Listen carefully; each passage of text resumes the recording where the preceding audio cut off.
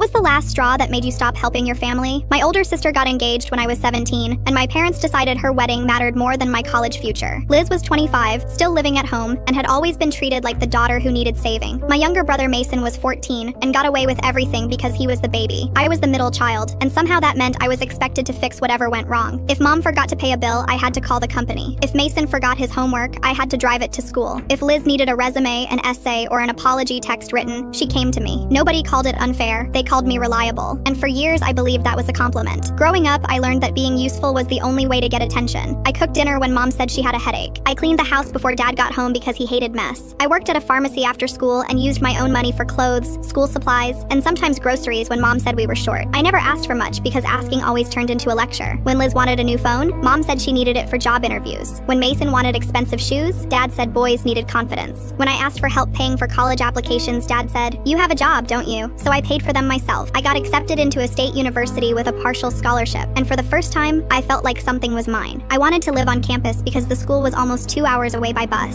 and because I was tired of being the person everyone used when they didn't want to handle their own life. I saved every dollar I could for the housing deposit. I skipped lunches, picked up extra shifts, and hid the money in an old pencil case in my closet. My guidance counselor helped me open a bank account my parents couldn't access. By spring, I had almost enough. Then Liz came home flashing a ring and crying happy tears, and suddenly the whole house became about her wedding. Mom talked about venues every night, dad complained about money, but still promised Liz they would make it happen. They booked an engagement party, ordered decorations, and started inviting relatives before they even knew how they were paying for it. I knew what was coming before anyone said it. One night, I came home from work and heard Liz crying in the dining room because the venue wanted a deposit by Friday. Mom said they couldn't put more on the credit card. Dad said he didn't know what else to do. Then Mason said, "Doesn't she have money saved for college?" The room went silent. I walked in, and nobody looked surprised to see me. Dad just said, "Your sister needs help." I said, "That money is for my housing deposit." Mom said, "You can commute for a semester." Liz wiped her eyes and said, "It's not like you're losing college. You're just delaying the dorm." I asked when she would pay me back. Nobody answered. Dad got angry and said, "After everything this family has done for you, you're really going to let your sister lose her dream venue?" That was when I realized they didn't see my money as mine. They saw it as family money that I was selfishly hiding. I didn't give it to them. After that, the house turned cold. Mom stopped calling me for dinner. Dad started leaving bills on my bed with notes like, "Since you want to act grown." Liz cried loudly on the phone to relatives and said, "I guess some people only care about themselves." Mason started calling me college princess every time I walked past him. I tried to ignore it because my deposit deadline was getting closer, and I just needed to make it through the week. Then yesterday was Liz's engagement party. Mom had been planning it for days, even though she kept saying we were broke. I spent the morning helping because I knew if I didn't, they would blame me for ruining it. I set up tables in the backyard, carried food from the kitchen, hung lights along the fence, and cleaned the living room before guests arrived.